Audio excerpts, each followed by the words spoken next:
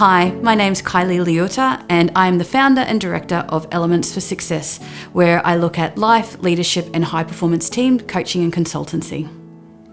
Men's mental health is really important to me for so many reasons. Firstly, I've been on the receiving end of men that didn't know how to take care of their own mental health. Secondly, I worked in the education system for 20 plus years, where the number one issues facing our young men were how to navigate their own mental health.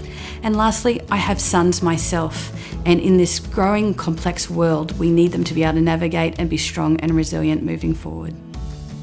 So I guess growing up I was really unsure of myself, and I had navigated a few experiences over the course of my life where in some instances I actually started out as the victim but then was able to move from survivor to thriver. So understanding the impact of all of this stuff has been really pivotal to my own success and growth and development. I think the biggest piece of advice I would give myself if I was going back in time was never be too afraid to ask. I think growing up as a people pleaser and not wanting to put people out, I was always too scared to ask because I didn't want to upset anybody. But the answer is that the only thing they can say is no, and you're generally in no worse position than you started with, right? But I never had the courage and the confidence to do that. So that would be the advice I'd give myself if I had to go back in time.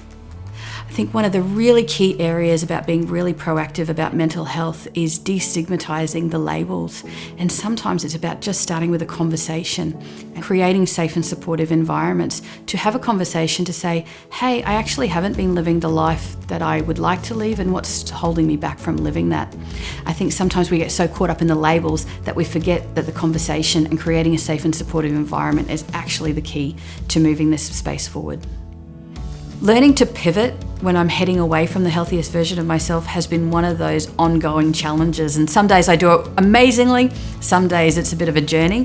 One of the things that I have actually learned in terms of pivoting is to pause and to notice what's in my control and what's not in my control. And I think so often we feel like the world can get out of our control sometimes.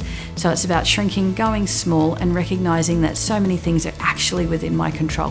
Whether I get up in the morning, whether I eat healthy, whether I have 6 coffees or 3 coffees, So going back to controlling my controllables has been a key way for me to pivot back to the healthiest version of myself.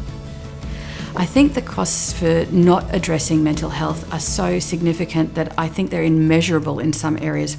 Of course, there's the financial aspect of being reactive, but I think it's the cost to our young people's lives. We're not showing up as the parents we want to be, we're not showing up as the partners we want to be, and we're not showing up as the supportive environment that we need to be for people to grow and move forward and achieve what they're capable of becoming. And I think that's the true cost of not addressing mental health.